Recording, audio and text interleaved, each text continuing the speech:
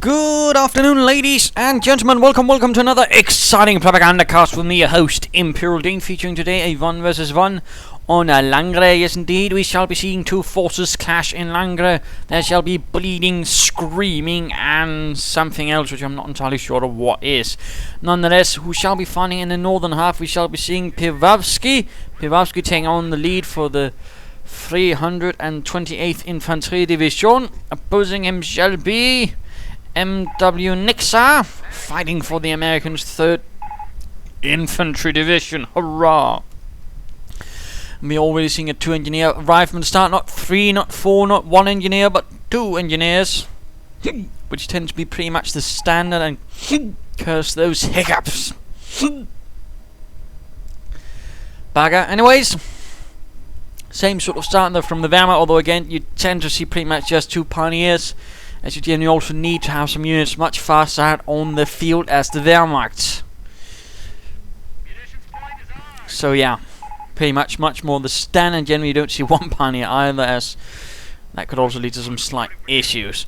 But the first unit is a Volksgrenadier squad marching out for the fatherland, the Wehrmacht, with the rifles in hand, except the squad leader, of course, who has a Sturmgewehr 44 set to semi-automatic mode, which it could fire in. And meanwhile, we are seeing engineers moving up here, riflemen and other engineers moving up westwards. And in fact, the barracks right here also, of course, indicate that the focus rather will be westwards of the road.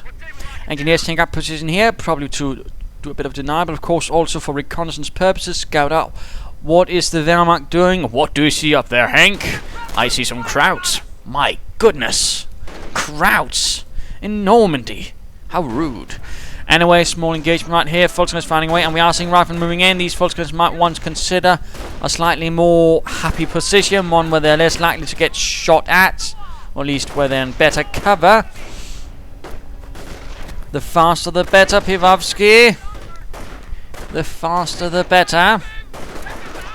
1 dead already. He seems rather keen on securing that munitions point, and he's certainly only lost 1, but already down to half health. We are, though, seeing a second Volksgrenadier squad moving in to arrive. Riflemen quickly take up position in the house, and this is definitely going to be to their advantage. 5 windows still quite good, plus of course also the damage reduction bonuses they get from being in the house. But we are seeing the Volksgrenadiers moving up, flanking the house. So there's only 2 windows, but already 2 Volksgrenadiers have bitten the dust. They are dead. Toad. Well, the more riflemen moving in, and they are going to be catching these Volksgrenadiers in a slightly unpleasant position. Usually what you do here is actually sit up here with some sandbags, but in this case it rather seems like Pivawsky for some reason actually moving closer to the rifle side of the house, which is definitely not to the advantage of his Volksgrenadiers. So not entirely sure what he was hoping to do there. He clearly had not quite anticipated Niksa moving in with additional riflemen, so slightly unfortunate right there. And also leaves, in fact, this entire area open up to the Americans to quickly move in, seize all the resources away from the Wehrmacht, which generally tends to be what you do not want to happen. And already Niksa is doing especially secure a lot of territory. Pioneers being run off. Volksgrenadiers reinforced fully.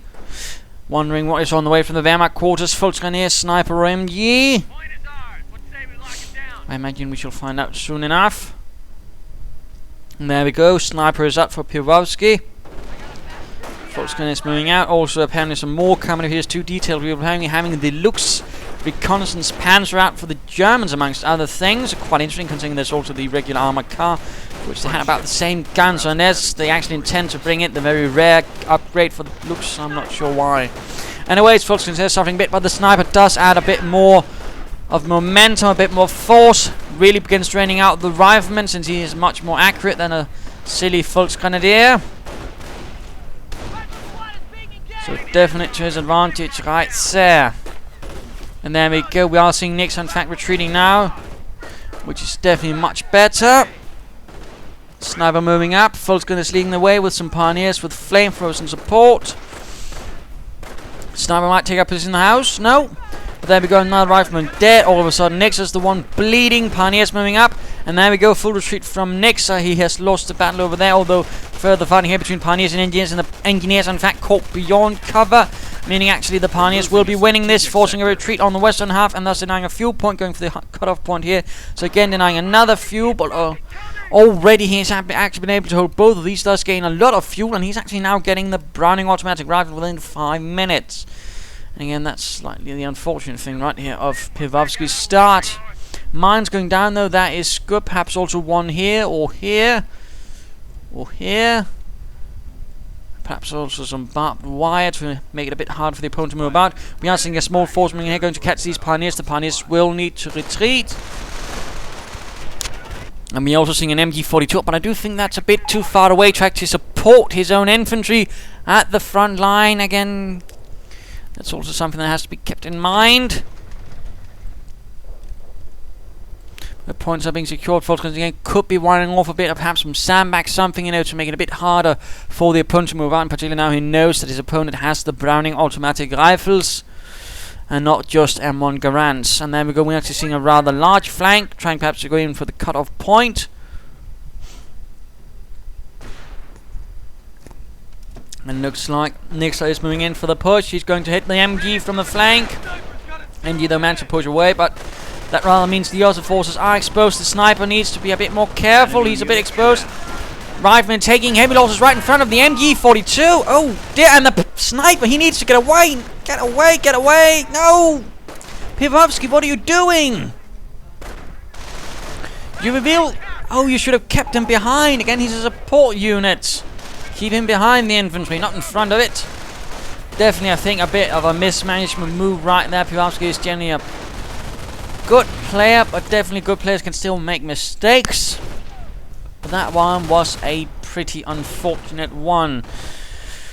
Now going for a medic bunker, I suppose that's not a bad idea, although I think he needs more units to really sort of get the best payoff. Perhaps a third folks kind of squad he's also taking up, which I suppose is not bad. I mean, most players in this case would go for the armor card to sort of deal with it, but at the same time, he doesn't really have a lot of units to sort of really fend off full rifleman squads and engineers with flamethrowers. I think he at least needs one more unit before he goes for the Sturm Armory and the armored cars. Otherwise, he could find himself much quicker pushed off, which also means he then has to do a lot more work to actually regain map control.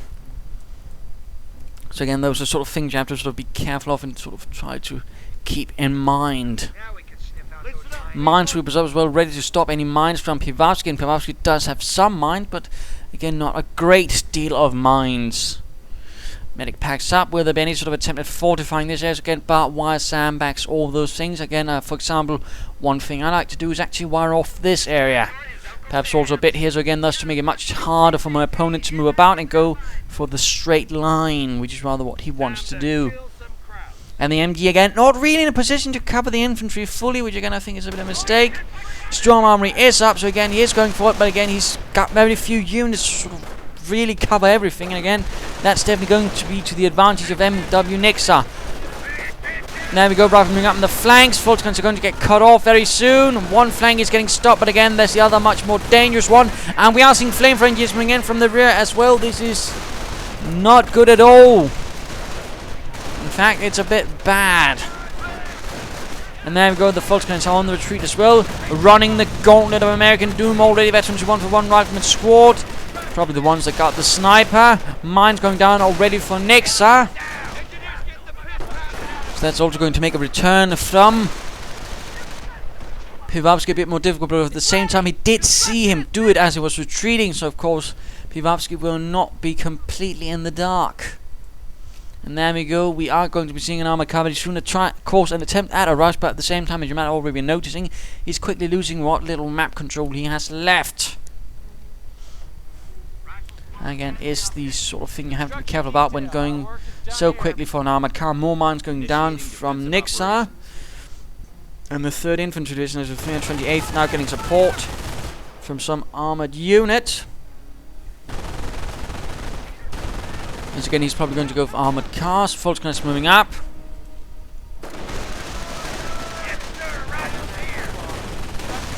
And, oh, very close to a man, very close. Rifleman getting suppressed. And there we go, the armored cars arrive. Rifleman getting dropped. 3 down rather quickly. Although no one was killed by the heavy armored car, the Schwere Panzerspähwagen. More mines going down, that's of course meaning Niksa has gone for infantry doctrine, otherwise his riflemen would not be able to lay down mines. Fuel point secure. And Pivawsky needs to quickly push on. Very quickly push on. He also needs to get the MG up, and he's getting a second armored car.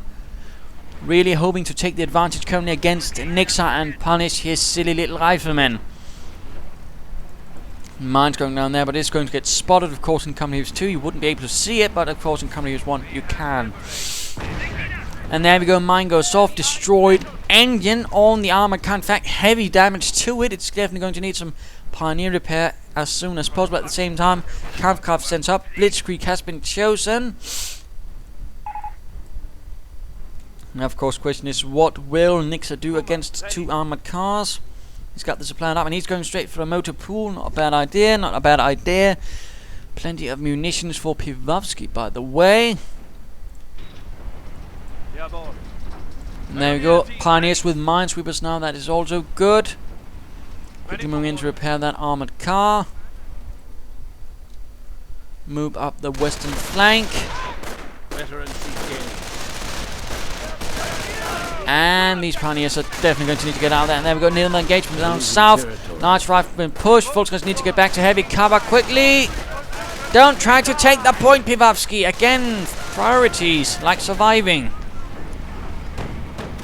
Amakado rushes in, and the exposed rifle now quickly going down. Volkswagen score. Oh dear, went down to the mine. Oh no. Again, infantry is important, and again, sweeping from mines is also important. And in particular, he should have known that, because again, he saw that as he was retreating. So why didn't he deal with that as quickly as possible? That one is a bit of a mystery. But now Pivawsky will be needing more infantry. Another mine went off. Veterans 1 up for the armored cars, thus giving them 25% damage reduction. And that's going to help a bit.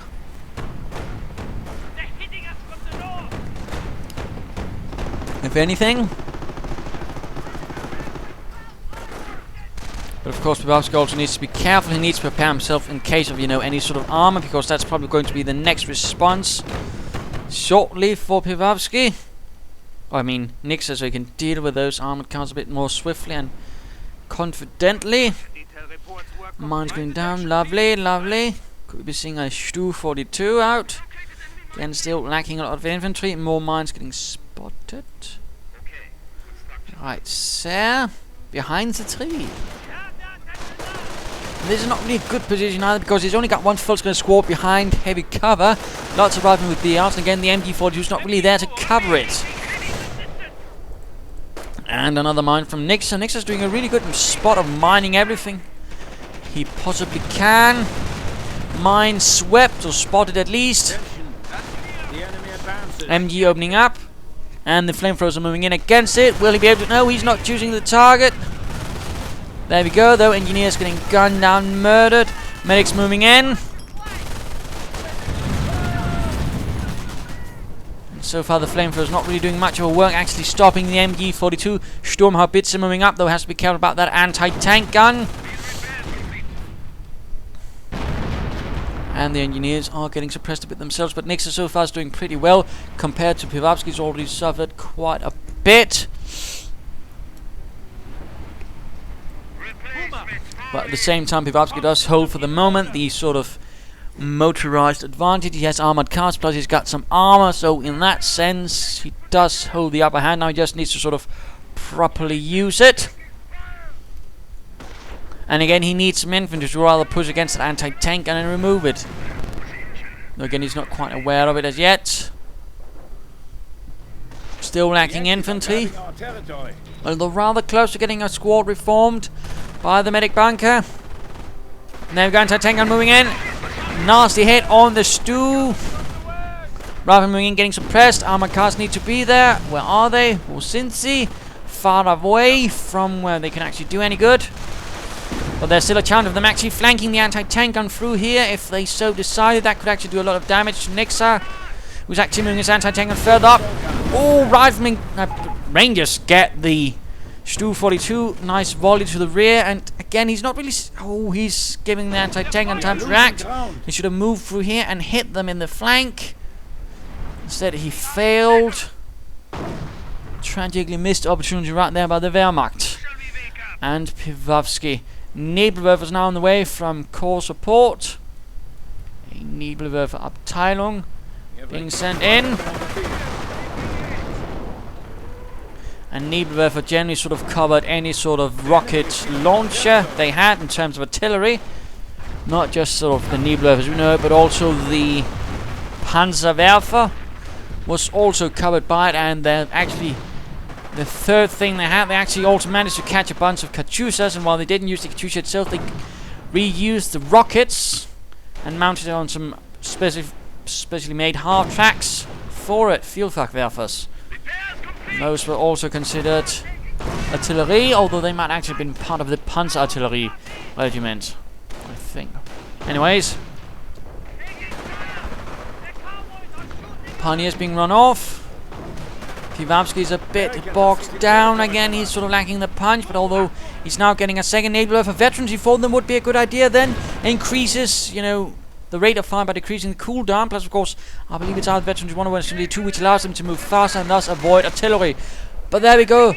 Grenadier squad ready. Die Grenadiere sind klar. The 328th is finally getting some more infantry. And LMG 42 on the way. Fun. Rifle moving up. Rangers flanking in. Volkskreis need to retreat. Rückzug. Stellungswechseln. And the Rangers moving in. And they are equipped with the Thompson. The MG42 needs to get out of their armor cars moving in.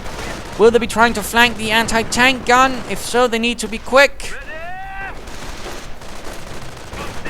No, they are not. In fact, they're just standing in front of the anti-tank gun. And it is with the LMG. So pressing a bit, in fact. Grenade going off against the Rangers, killing one. More Nebelwerfer fire. Rangers moving in front of the LMG. Already one dead, and there we go. The MG just tearing through the rest of that Ranger squad. And apparently Pivawsky just saying Rangers. But there we go, the LMG did a bit of good. More wounded are being quickly picked up, and we are seeing another armored car on the way to replace the one lost. Again, I think Pivawsky should consider getting a bit more infantry first. And also something to stop the armor, because already Niksa has a tank depot up, and the amount of anti-tank assets is pretty much down to one Volksgrenadier squad with his Panzerfausts. That's a pretty bad thing, mildly put. And perhaps you need to consider supporting the Pioneers over there.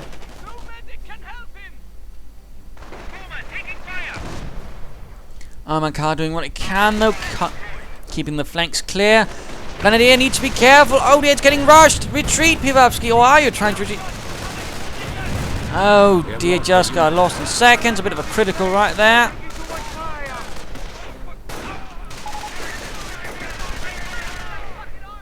Bit unfortunate, but again, he probably should have retreated right there. Or at least stop them from taking the point, at least allow them to focus on the enemy infantry. Because the thing is, the LMG doesn't fly. If you're taking a point, you need it to, you know, be free. They're getting companies too. You can just take points by standing next to them, so that won't be such a huge problem. Anti-tanker gets sorted out. Nice Nebelwerfer storm. Suppressing quite nicely, but again, Pivawsky definitely needs more infantry, and he needs some sort of anti-tank measure soon. He really should be expecting. Again, he's only seen very little besides riflemen and one anti-tank gun. Something to stop any armor should definitely be high on his priority list. Instead, he's getting stormtroopers and equipping them fully with assault rifles. I mean, it's great he's, you know, focused on killing the Yankee infantry, but at the same time, he just needs something just in case his opponent goes for any sort of armor. And in fact, he's just gone for a tank, so that's going to be dealing with his armored cars quite nicely. You could even rush in and deal with his Nebelwerfers, and he has got nothing to stop it. Except a Panzerfaust, and that's not really going to stop a raging Hellcat from blasting through his lines. Another Grenadier squad ready, perhaps a Panzerschreck for those. Another MG, of course, would be nice, but now the Hellcat has arrived. Engineer squad down for Niksa. And overall, seems like Pivawsky has stabilized things, but now comes the Hellcat, and again, he's completely unprepared. He has nothing to stop it. Stormtrooper sneaking in. Dual assault rifles. Oh, come on, Pivawsky. He's probably losing focus due to the Hellcat causing damage. So the storms are getting forgotten, and there we go, artillery against the Nebelwerfers.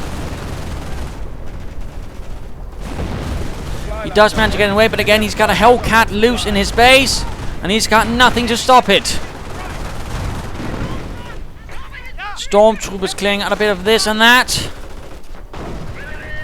He could in fact even charge in and clear out the anti-tank, and if he's so decided. But again, the major problem is the Hellcat killing the Nebelwerfer crew, and in fact, it's somehow managed to fire. Panzer ready on the Grenadiers.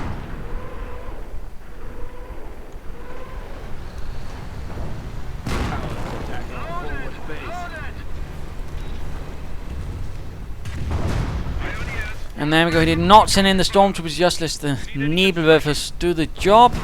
Well, the Stormtroopers, in fact, they're taking a point.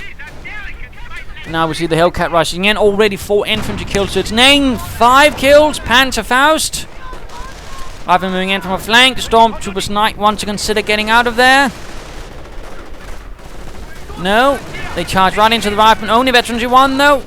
Armor cars holding a bit of the flank. Oh dear, oh dear, oh dear.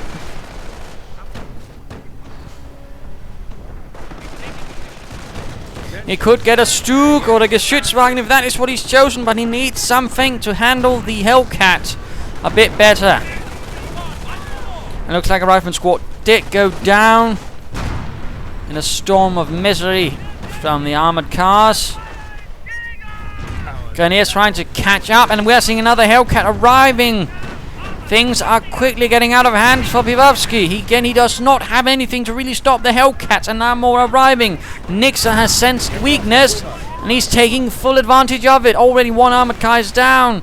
I think he's getting another. You don't need another one, Pivawsky. You need something to knock out those goddamn Hellcats. And sadly, armored cars are not going to do that job for you. Attila getting called in another Nebelwerfer. That could in fact be the end of it. The condition is pretty terrible. There we go. Nebelwerfer utterly wrecked. Hellcats look like they will be making out of there. Again, having the speed to quickly elope from the range of the Panzerschreck. Looks like something died over there. Probably a medic. Grenadiers under a bit of nasty fire. And the Volkskrieger on the hunt for the other Hellcat, but again, lacking something a bit more decisive than armored cars. And these Grenadiers need to get out of there. They're down to 2 men, very little health. Pivawsky, unit preservation. Focus.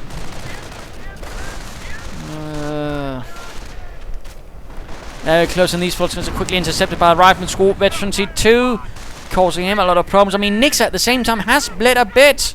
So, I mean, it's not like Pivawsky is doing completely terribly, but that sort of unpreparedness for armors probably could be the fact that's going to undermine him in the long run. Now it's actually guard response, but he's just lost 1 Nebelwerfer, several armored cars.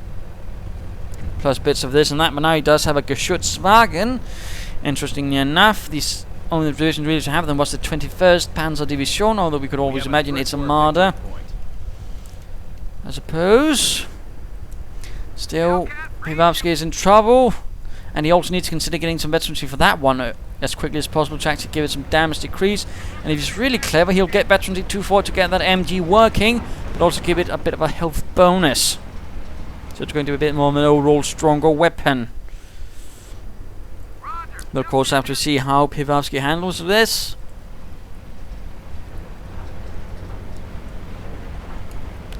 Grenadiers moving out, a bit of Volksgrenadiers somehow still alive. And we're seeing something take up position in this house. Not sure what it is. An MG42. Stormtrooper sneaking in. No attempt. Is he trying to hunt down that anti-tank gun? Except it looks to be gone. Interesting. Oh wait, it's there. You should actually try and recruit it. Send in some Volksgrenadiers at least now after he's cleared out the infantry, but steal that goddamn anti-tank and then use it against all those Hellcats. I mean, that would be huge. Grenades go off, Riflemen getting slaughtered. Stormtroopers moving in, Sturmgewehrs firing. And where is the Geschützwagen to cover the front line? Again, a Panzerfaust, but he's lacking something heavier. Rangers coming under heavy fire, and assault rifles actually pretty good against Rangers, also airborne in fact.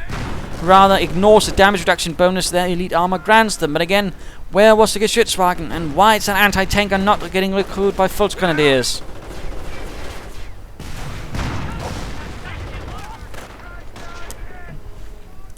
Come on, Pivawsky. Bazookas flying, Thompson submachine guns almost ready. And no LMG this time around to foil them.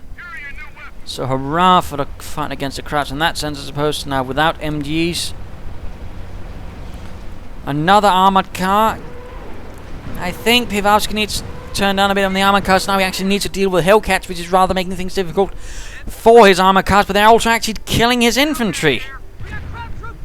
I mean, they're somewhat accurate, it seems. At least in this fight they are. And they need to be dealt with. And again, recruit that anti-tank, and I repeat, recruit it. Use those Volksgrenadiers, get it up there, turn it about, and get ready to shoot down. And why Pivawsky is sending in his armored car unsupported is a bit beyond me. That really should not have happened. Stormtroopers though hiding on the left flank. Hellcats rushing in. Anti-tank gun still not recruited to be turned against the Americans. In fact, they could recruit it again and use it against the Germans. And there we go. A lost opportunity right there for Pivawsky. Greatly lost, although we are seeing the Geschützwagen in. Pack 40 gun mounted. And we shall of course be seeing that one in. Coming here's two actually. The Pack 40 instead of the Pack 38. Volkswagen is on the run.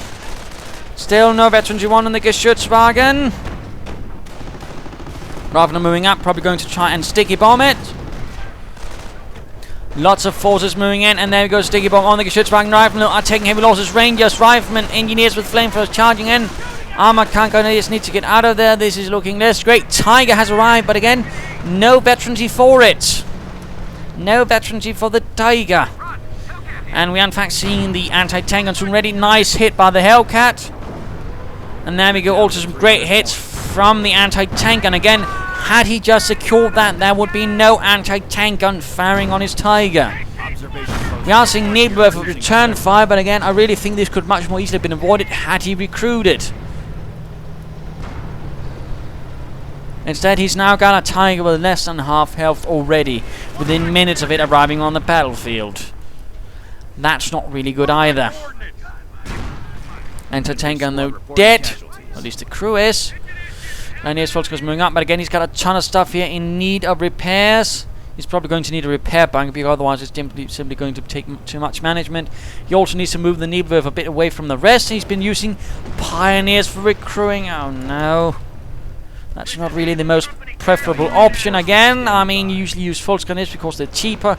And I meant a full Pioneer squad is 120 manpower, 2 Volksgrenadiers is about 40. But could be, of course, that Pivawsky was never really good at mathematics.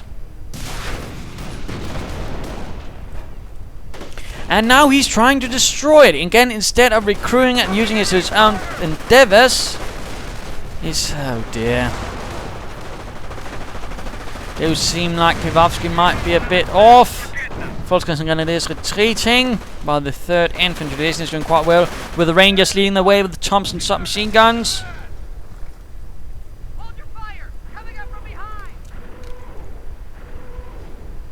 And the Rangers are retreating. Bunker up, that's pretty much going to be a repair bunker.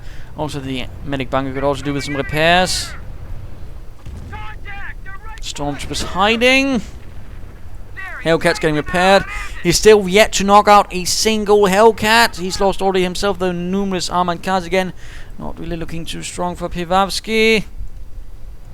Germans are seizing territory from us. And instead of actually trying to repair this first, he's just moving up. Well, he needs this repaired as quickly as possible. Not taking points as quickly as possible. There we go. And again, veterancy for his armor is going to be needed.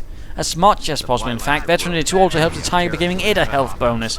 So again, I mean, really there's only benefits to just getting Veterancy 2 for its armor as quickly as possible. The Geschützwagen are overall going to be better against infantry and armor. Tiger also just tougher.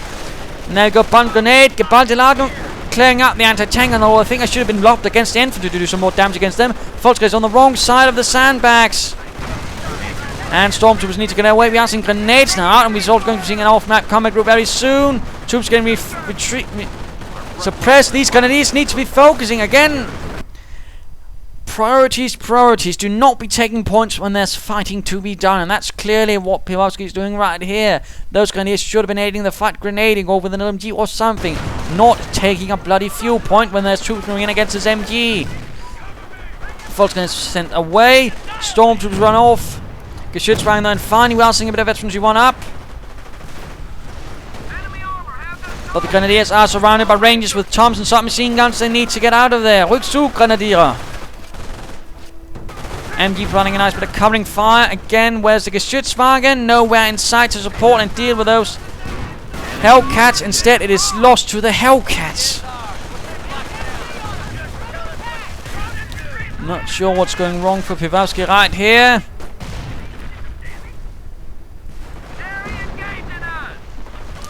Definitely not doing too strongly. We are seeing the Stormtroopers ready, but those are heavily wounded. They need a medic pack first.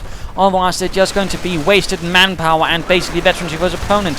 And Niksa could in fact now be calling in an off-map combat group and really make things difficult for the Wehrmacht and the 328th. Now calling in some of its more reserve troops apparently. Tiger moving in. Tiger firing away, getting one Ranger. Artillery getting called in on the medic bunker. Veteran D2 for the infantry again. I think he should have gone for the armor in this case.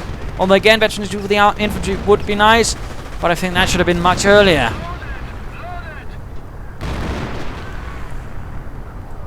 Could be seeing another Grenadier squad, and definitely that medic bunker has helped him stay in the game much longer than he otherwise would have been. But I also think in some cases I'd been a bit better able to preserve some units and also get that anti-tank, and he might be doing much better now than previously. Definitely an unfair fight. The Volkswagen and Grenadiers don't quite have as much firepower as the two rifleman squads right here. Also being supported by a Veterans 1 Hellcat. Another one moving up in the flank. Tiger though has moved in, opening up. More Nebelwerfer fire as well in fact. That is good. Off-map combat group, lots of rifle and mortar, and two anti-tank guns, one decrewed though. Again, Nebelwerfer fire doing its wonders. And again, why is the Geschützwagen not there to support his infantry? I have no idea why he's keeping it so far back. I mean, yes, it's supposed to be behind something, but not that far behind. It needs to be able to hit something in the first place. And it misses in this time. Come on, fire frei, Männer. And the Tiger again could have done with Veteran D2. Instead, it's just been exposed to heavy anti-tank gun fire. Hellcats moving in. And why are the Stormtroopers with the assault rifles in against the Hellcats, not the Panzerjäger? Pivawsky really seems to be all of a sudden doing a lot worse than I think normally he does. Finally, the Geschützwagen scores a kill. The Pak 40 eliminates something. And the Pak 40 was pretty much the dominant German anti-tank gun for a large part of the war. And it pretty much could deal with a large part of every sort of allied armor that existed. It also had the sort of fun advantage in being the largest of the anti-tank guns besides 550 after that point actually, which could still be moved about reasonably well by infantry. After that stage though, most other anti-tank guns were simply too heavy and cumbersome for infantry to move about, but not the Pak 40. Interestingly enough, the Germans actually made a small anti-tank gun to still fix that, which was called the Pak 50. Bundle grenade, but oh my goodness, somehow the rifle actually survived the Geballte Ladung, which was a World War I tactic. Stormtroopers, and again the Stormtroopers actually sort of in that sense rather fit into the overall Stormtrooper concept from World War I.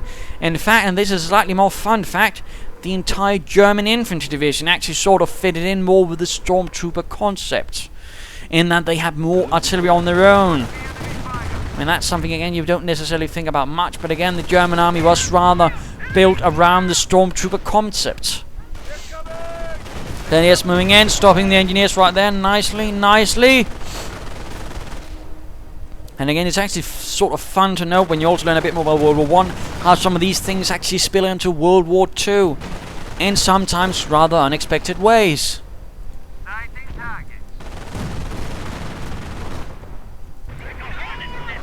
We are seeing some Rangers rifle moving up here against the Grenadiers on the western flank. They need to get away. Rückzug. Not enough force or firepower to really hold them back. Medic bunker being repaired, though. That is nice. Points being secured. Mortar fire hammering the German positions. Needs Veteran D2 for his armor. Desperately. Blitzkrieg up, that could be useful with the Tiger. And we are going to be seeing a nice push up here the western flank, and again there's not much to really stop it. Again, If you could get Veterans 2 for this one, again, it would get a machine gun, which can actually do quite well against infantry. But now it's not without it. Rangers and riflemen charging. We have some grenadiers ready. Again, he could upgrade some of his grenadiers with some heavier weapons. Again, an LMG would be a nice thing. I mean, we saw what happened to those rangers who got a bit too close. Bazooka dropped by the Rangers. Nice, but again, they are sighting on the Geschützwagen. And again, with Veterans 2, it might have been doing a bit better. Rangers getting hunted down by the Sturmtruppen. And some unit went down, probably some unfortunate pioneers. Rifleman squad. Ooh. And then we go 26 kills for that Stormtrooper squad. By the way, they're definitely heroes of the Reich. And again, get Baldelon. Again, he's got so much munitions, but he's not really using it. Veterans 3. Oh, bother. The enemy is seizing our territory. Resources for blitz are now available. And I suspect we might be seeing a manpower blitz. Use it, Pivawsky. Use it well. Come on, do the manpower blitz. It's sort of like the ballroom blitz. And that bazooka's not been picked up. Come on, Pivawsky. Vorwärts, Männer. Nach Sieg. Some flanks from Sieg. And he's moving on the western flank. Artillery against the Nebelwerfers, knocking them out. Geschützwagen repaired a bit by the repair bunker. That's nice. And both Nebelwerfers are wrecked. He should perhaps be a bit more careful in keeping them spread out, I think. MD retreated. Will he be using that manpower blitz? Come on, you chose it. Use it. Use it to get a momentary manpower advantage on the battlefield to charge against the enemy and punish him. I mean, most of his anti-tank guns are cleared out. I mean, if you use it now, you could call in a Tiger, get some Veteran 2 forward, get some infantry and just charge in. Go for the throat of the American 3rd Infantry. So come on, Pivawsky, use it. You have it. Now use it. The fatherland compels you. Failing that, the military police will compel you. And Veterans 3 Grenadiers, riflemen moving in against the Veterans 2 Grenadiers. Come on. You've got so much manpower. Again, manpower should always be used to conserve manpower, essentially. And isn't he's actually just oh dear, Grenadier squad down again. Pivawsky, Vorsicht. Rangers charging and running to the MG. And again, had that Veterans 1, it might also have been a bit more painful right there. Dear, Pivawsky's just floating resources without a point.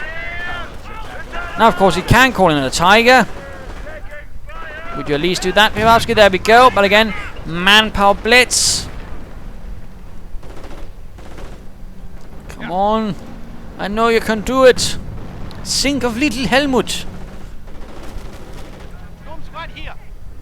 In the meanwhile, Pivawsky's Niksa is now in fact going for some heavy artillery, which is definitely going to make things a lot more pleasant for the Germans. But again, Grenadiers reformed. Come on, manpower blitz, push. Push. You could even get an officer for all I care. Just push, man. He's getting an LMG and a Panzerschreck. Good, good. But again, manpower blitz. Salvage that Tiger, by the way. Salvage it. There's so much munitions in it. You could. Oh dear, Pivawsky, why are you not fully exploiting your resources?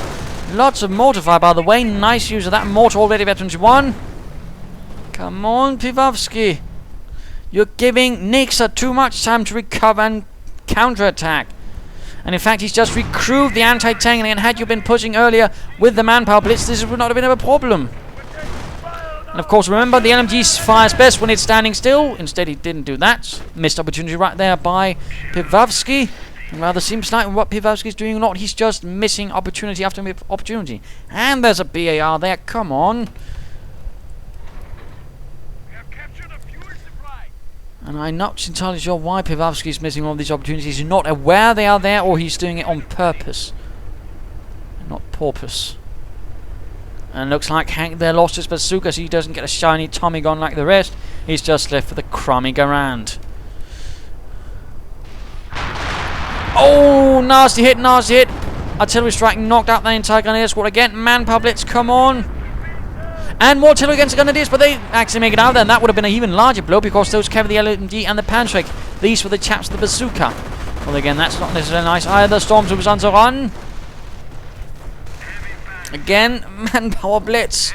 And get some veterancy. Get some additional veterancy for your armor. Please, Pivawsky.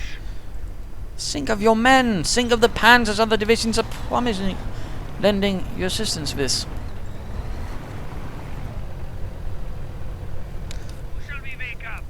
Nebelwerfer ready. I have absolutely no idea why he goes for the manpower blitz and then proceeds to not use it. Again, he's got tons of munitions, but he's not getting the full out of it. He's not even salvaging the vehicles nearby for it. Most distressing. Most distressing. And the meanwhile, again, Niksa is on the other hand. Not sure where is going on. Let's just hope it returns to normal soon. Anyways, yes, there we go. Ah, come on. The problem rather is, again, Niksa is not taking the time to wait. He's not, missing opportunities. He's taking every one he can. If he sees an anti-tank gun left behind, he's using it. If he's got resources, he's using it. Pivawsky, on the other hand, is not using every opportunity. He's missing large amounts of them. Enemy unit down. Not securing any weapons. And again, not using his resources to the fullest extent possible. Which is only to the advantage of his opponent.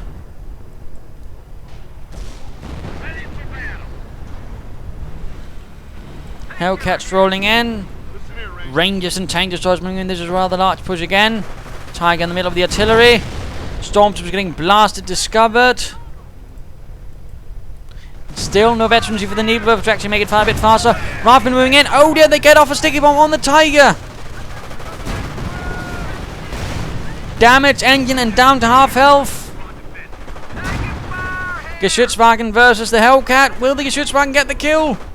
No, it's turning about. It's not focusing it down. Oh dear, Pivawsky. Main gun destroyer managed to make it out of there. In the meanwhile, Pioneers are holding the left flank, right flank, in fact, but they're doing a pretty terrible job. And where are the Grenadiers? Have they been killed? Oh, come on, Pivawsky, you're losing men left and right. There we go, though. Anti-tank, I'm probably going to go down. But again, if he just lost his Grenadiers with a LMG and a Panzer, I mean, again, that's not good.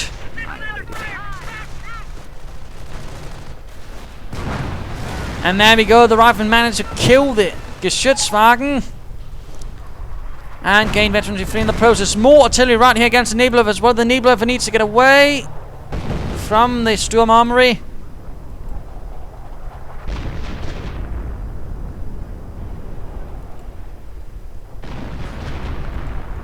I said away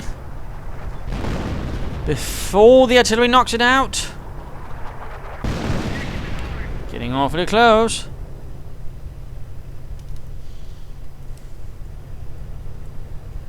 Stormtroopers moving out. In fact, Stormtroopers seem to be all he has left. And he's probably gone for the manpower blitz now. And no, he's not even got that. He's just pushing out Stormtroopers. Now with a mix of assault rifles and Panzerschrecks, he's apparently just hoping his Stormtroopers will save the day. Though I'm not entirely confident they will do that. We are now seeing another off-map combat group. We're seeing a T-17 armored car. The enemy is down to And he's not cloaking the chaps with the Panzerschrecks. Which is not necessarily the most clever way of doing things. Stormtroopers, though, catching up. Tearing through the Riflemen again. There's Veterancy 3 Riflemen and Rangers with Veterancy 1 as well. Geballte Ladung. Come on. Ooh, close, close. Doing a bit of damage right there, but the Stormtroopers themselves suffering. Panzerschreck wielding ones. Need support. Artillery fire, that is mortar fire, raining down on the American troops. Which is a bit of a problem since those are American mortar rounds. Trying to get that T-17, but they're not quite succeeding. Artillery against the medic bunker, probably going to knock it out, perhaps even.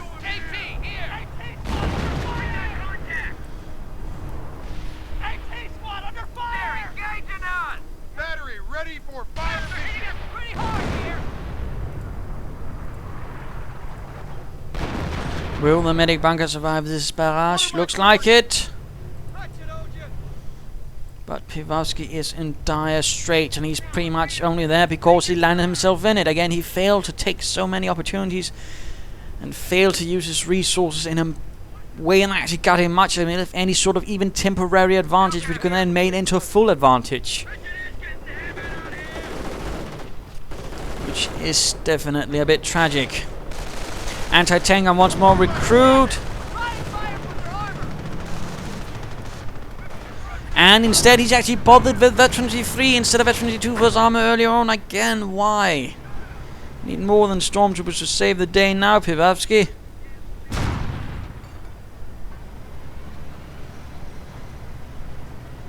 And where are the chaps with the Panzerschrecks?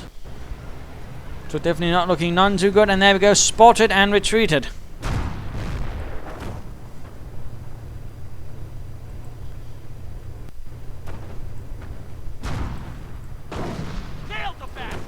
And there we go, medic bunker gone. Now the stormtrooper squad run off. The ones with the Panzerschreck moving in. And the naval is raining down on the anti-tank guns, moving through the cratered landscape, getting getting burned up. Cooked alive like hot dogs. And of course return artillery fire, knocking out the Nebelwerfer.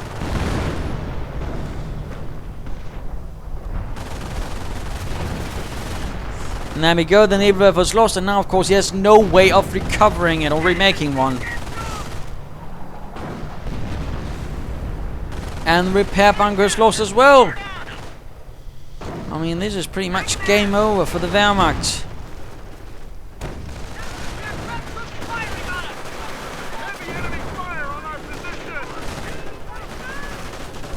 Rangers moving up on the flank, probably going to get off a grenade. Yes, indeed, Stormtroopers were trying to deal with it, but too late. MG instead is dead.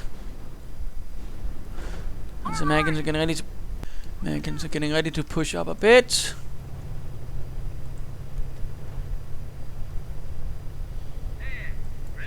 Stormtroopers skulking about, reinforced.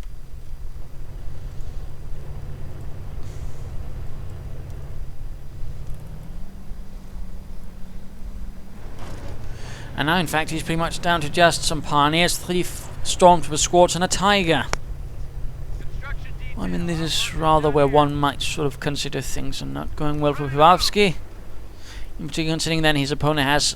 He still lost a lot of infantry, but still he has now 3 veterancy, 3 rifleman squads, a veterancy 1 ranger squad, 2 mortars, a Hellcat, a howitzer, an anti-tank, and a Stackhouse, a T-17.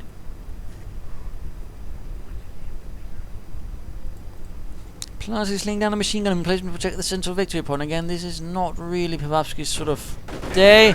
And he's in fact just moving in completely uncloaked. Casualties being reported. Charging in, and the machine gun emplacement in fact is actually ready. Suppressing his troops, although the mortars are also helping. And veteran 2 for the Hellcat. He gets the machine gun emplacement, that's about it. The tiger was definitely not in condition, but due to technical difficulties, let's just say this is game over. I mean, Pivawsky is not coming back, and the final moments are not really going to be that much more exciting. I mean, we already sort of know the major issues, which is essentially Pivawsky failed to take chances. He failed to exploit all of his advantages, grievously so. He's a good player. He knows how to sort of reasonably survive, but he doesn't really know how to, really take those chances that will win him the game. Which, as I'm sure you can figure out, is not really to his advantage. Again, he failed to take anti-tank guns, which early on could have helped him against his opponent and protect his own tiger. He didn't. He didn't salvage that for munitions. He didn't use manpower blitz, gain a temporary advantage, which probably could have pushed off Niksa from the field. I mean, really, those things sort of kept popping up. And again, it rather seems like Pivawsky just doesn't know how to take the full advantage. He doesn't know to sort of take a possibly strong hand and make it even stronger, or even a weak hand and turn it into a strong one. Again, he just can't, it seems. And he really kept making those same mistakes, and he just tried to rely everything on the stormtroopers, which didn't quite work out. On the other hand, Niksa, rather suffered a bit, but he kept coming back.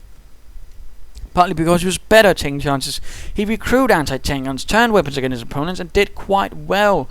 So, I mean, that's rather the difference, taking chances and not taking chances. And taking chances generally will lead you to actually getting somewhere, rather than, playing it way too conservatively.